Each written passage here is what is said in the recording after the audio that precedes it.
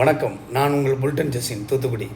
இந்த பதிவு எதுக்குன்னு பார்த்தீங்கன்னா, நம்ம 2 நாளைக்கு முன்னால் சென்னையில் சிங்காரவேலர் ஐயா பிறந்தநாள் விழாவுக்கு போயிருந்தோம், தாத்தா பிறந்தநாளைக்கு. அங்கே வந்து மாபெரும் அரசியல் கட்டமைப்பு ஒரு அரசியல் கலந்தாய்வு மீட்டிங் ஒன்று போட்டாங்க.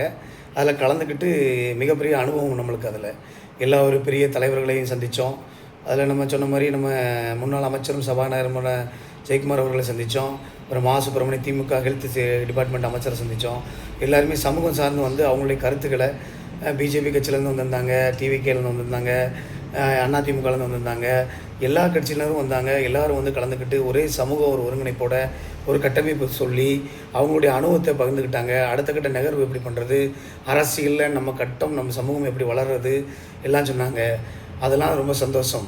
இந்த சந்தோஷத்தெல்லாம் உருவாக்கிய சில நபர்களுக்கு நன்றி சொல்லணும்னு நான் ஆசைப்பட்டிருந்தேன்.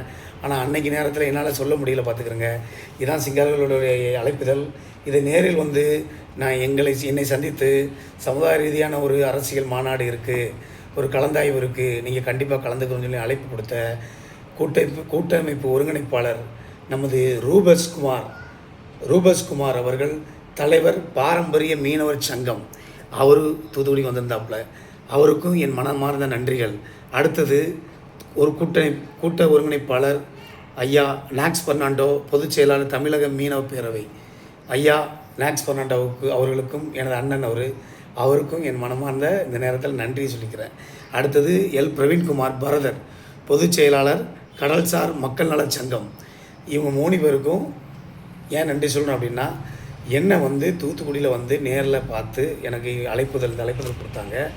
இந்த ஐயாவுடைய அழைப்புதல் கொடுத்து புல்டன் ஜெசின் அதிமுக மாநகர இளைஞரணி செயலாளர் போட்டு எனக்கு கொடுத்து, நீங்கள் சமூகத்தில் இருக்கீங்க, நீங்கள் அரசியல் சார்ந்து வளரணும், இன்னும் பெரிய பெரிய வளர்ச்சியான பாதைக்கு வரணும், அதனால் நீங்கள் கண்டிப்பான முறையில் நீங்கள் இந்த நிகழ்ச்சியில் கலந்துக்கணும் என்கிட்ட வந்து உறுதியாக அன்போட ஒரு அன்பு கட்டளை கொடுத்தாங்க. இதை நான் அன்பு கட்டளையை ஏற்று நான் போய் கலந்துக்கிட்டேன். என்ன இந்த அரசியல் மாபெரும் இந்த கலந்தாய்வு கூட்டத்துக்கு அழைப்புதல் கொடுத்து எல்லாரையும் சந்திக்க வச்ச இந்த கூட்டமைப்புக்கு எனக்கு நன்றி சொல்ல வார்த்தைகளே இல்லை. தமிழ்நாடு புதுவை மீனவர்கள் சங்கத்தின் கூட்டமைப்பு சார்பாக இதை நடத்தினாங்க. அதுவும் சிங்காரவேலர் ஐயாவுடைய பிறந்தநாளை முன்னிட்டு அன்றைக்கி நடத்தினாங்க. மாபெரும் மீனவருடைய அரசியல் கலந்தாய்வு கூட்டம். இதில் கலந்துக்கிட்டது மிக சந்தோஷப்படுறேன். இதை முழுமையாக ஆரம்பித்து நல்ல ஒரு திறன்பட நடத்தி முடித்த உங்கள் அனைவருக்கும் என் மீனவ சமுதாயத்தின் சார்பாக என் மனமார்ந்த நன்றிகளை தெரிவித்துக் கொள்கிறேன். மேலும் இது ஒரு ஆரம்பம்தான், இன்னும் படிக்கட்டுகள் நிறையா இருக்கின்றன.